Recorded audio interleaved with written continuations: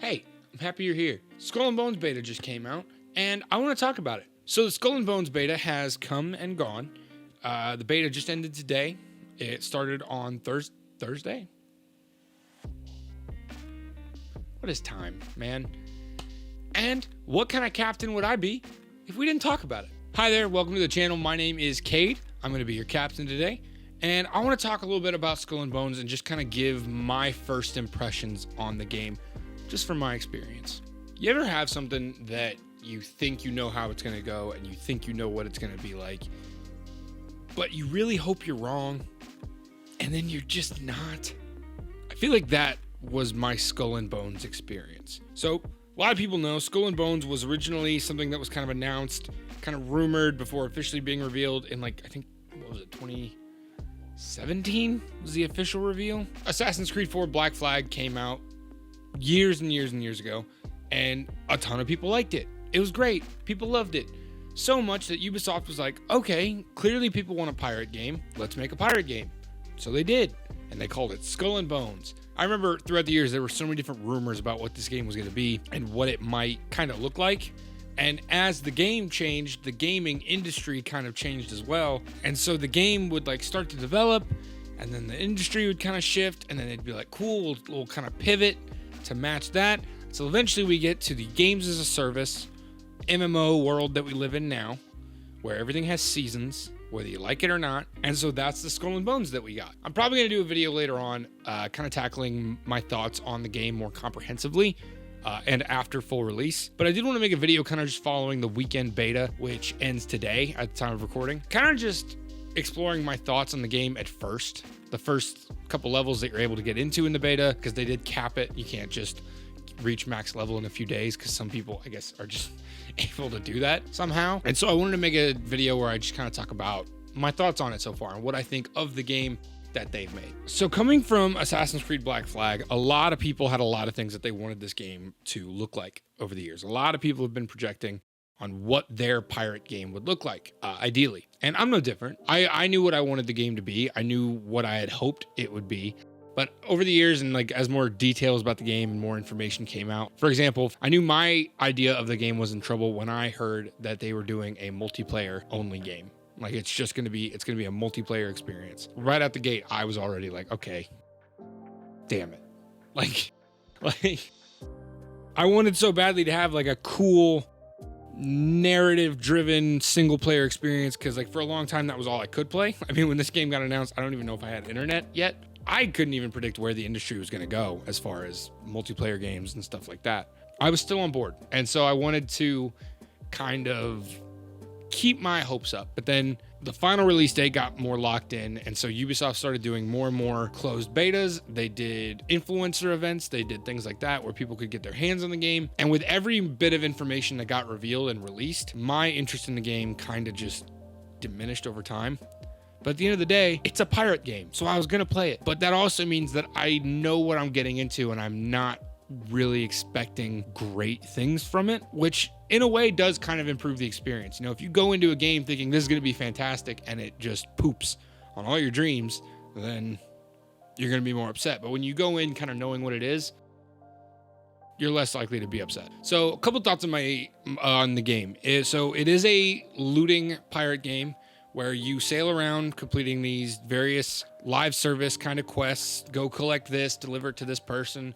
There are various hub worlds, little outposts that you can run around. They have a number of vendors for customization, for shipbuilding, for material refinement, things like that. There's also job boards for both bounties and, you know, various like smuggling or transport jobs, things like that. All the kind of things that you normally see in a game like this. It's all there. And I think they reached a point where they knew what they wanted the game to be. And I think I have the same problem with this game that I had with the Suicide Squad game, which is I think it's a game that went the wrong direction, but then did it well, which I think is a phrase I'm going to say a lot this month, and you might hear it a lot this month. You sail around the areas and you do all these quests and you follow like this main, I think it's like a main narrative. I don't know. I haven't really gotten a good enough idea on it. It might just be like a string of missions, but it also might be considered a main story. And some things I noticed right off the bat are that you can't leave the ship. When you are exploring the world, you are controlling your ship. You are steering it, you are putting it in combat, you're sailing from outpost to outpost, but you cannot get off your ship unless you are in a designated outpost area. Now, that's something a lot of people have talked about, and I was really upset when I heard it, but then when you play it, it feels even more limiting than it sounds. You get to an outpost, you get a little icon that says disembark, which just basically, in a very Starfield fashion, you fade to black, and then next thing you know, your guy is on the dock of the outpost, and you can run around. But it controls like a hub world. It's not very exciting when you're running around this place. It's just very close third-person camera, you lightly jogging around, picking up all this stuff. It feels like an MMO hub world, essentially. Whereas in games like Black Flag, which inspired this game, you could sail around from island to island. You could dismount from your ship. You could let go of the wheel. You could walk around your ship. Another thing you can't do in Skull and Bones. And you could jump off your ship. You could go swimming. You can't swim in Skull and Bones. And you would explore these islands, and you could run around. You could open treasure chests. This is a pirate game where you cannot jump off of your ship onto a deserted island and go dig up treasure. I did have an experience where me and a friend found a treasure chest as part of a quest that was in an outpost map. So we spawned into the outpost, we ran up the beach by about 15 feet, and there was a chest there. They touched on those things that you typically consider to be a pirate experience, but then left out all the the exploration and the adventure of it, you know? So I think not leaving the ship is incredibly limiting. And like I said, you can't walk around your ship at all. You can't if you're out at sea, there is no letting go of the wheel and letting the ship go. You are stuck on the ship, like on the wheel. You can't walk around. You can't interact with your crew in any way. You can't even go into like a captain's quarters. You are on the wheel, and that is it.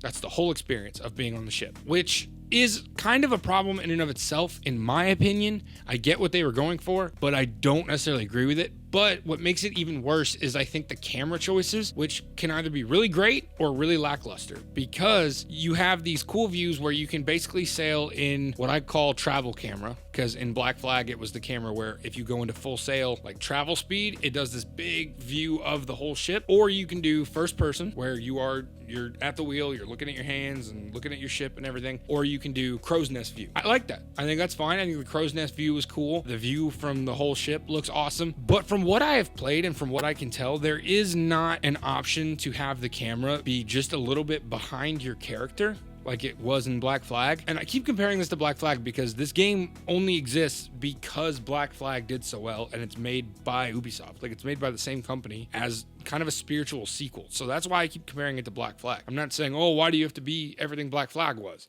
It's like, because that was the starting point for this. But like in Black Flag, you could have the camera like in combat, and when you're sailing around, you would be a little bit behind Edward. You could see Edward in action, and you would look around from that kind of third-person view. You can't do that in Skull and Bones. That camera option doesn't exist, at least from what I found. If it exists with like other ships, maybe, I think, then cool. I'm happy to be wrong about this, because that's something that is such a small difference that I want to be in the game, because customization is a part of the game. You want to customize your pirate. You want to make them look like the way you want them to look. You want to make a cool seafaring pirate type. What is the point of customizing a pirate if you can't ever see them? You don't ever see your pirate while you're at sea. You might be able to kind of see them while you're in the big ship view, but you can't see them when you're in first person. You can't see them from the crow's nest, and you can't see them enough that it matters from the big overarching view. The only time you can see your own pirate is when you're in the outposts. So when you're not doing any actual pirating. Speaking of pirating, not being able to leave the helm of your ship or not being able to leave the ship at all leads to a whole nother problem, which is the lack of combat. This game expands on Black Flag's naval combat quite a great deal. The aiming of the cannons is a lot more in-depth. The cannons themselves are customizable. You can change what cannons go where and things like that. The naval combat is pretty great. Like it plays exactly how you would want naval combat in a game like this to play. But that's it. There is no sword combat. There is no gun combat. There is no hand-to-hand or person combat in the whole game. Hey, hi. This is Editor Cade. Didn't mean to stop the video, but I wanted to make a note here as well with the combat. This also includes when you're boarding other ships, whereas in a game like Black Flag, you jump off of your ship onto the other ship, fighting enemies until you've taken down enough to take their ship. In Skull and Bones, this whole process is mitigated to a 30-second unskippable cutscene where you take all the loot and sink the ship in its entirety. I just thought that was worth mentioning. There is no sword fighting in this pirate game. Does that sound as weird to you as it does to me? Because it sounds pretty weird to me. Like when you think of a franchise like Pirates of the Caribbean and you think of all the best action set pieces of that franchise, a lot of them take place on ships and even during ship combat. But while that's happening, there are people fighting. It's getting down to it. And I'd even be willing to bet that a lot of your favorite set pieces from those movies didn't involve a ship, or they were just on a ship and the ship was just where they were. Whereas the people were the ones fighting and going through that. And that's where there's kind of that disconnect between being a full-on pirate simulator and being a boat game. And I think ultimately that kind of sums up my thoughts on Skull and Bones. You're not playing a pirate game. You're playing a pirate ship game. Does that make sense? Hi, I put on a sweater. I'm actually recording this after editing the video just because I wanted to really put some more positivity in the video kind of at the end, because I do think Skull and Bones is a well-made game.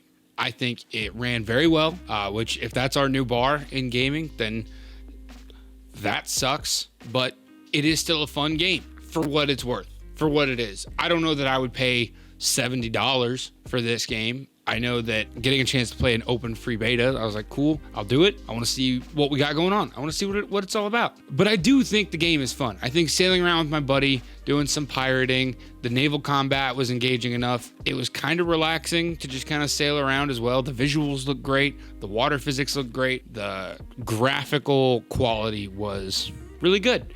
And I do want there to be positive takeaways from the game. Yes, there are things that I wish were in the game that weren't. There's more depth that I wish had been in it. But for the game that Ubisoft wanted to make, I'd say they did a good job. So if what I've said interests you, absolutely get the game for yourself when it comes out on full release. I think Ubisoft also has like their Ubisoft Plus, where it's like $10 a month and it includes like the deluxe version of the game. So if that's something you're interested in, then like go for it. You do you, man. I'm not your boss. I'm just your captain. But like ultimately, you know, you do what you want. Thank you for watching the video. I do hope you enjoyed it. This was just kind of a quick thing. It wasn't scripted. I didn't put a super huge amount of time into editing it like some of my longer videos.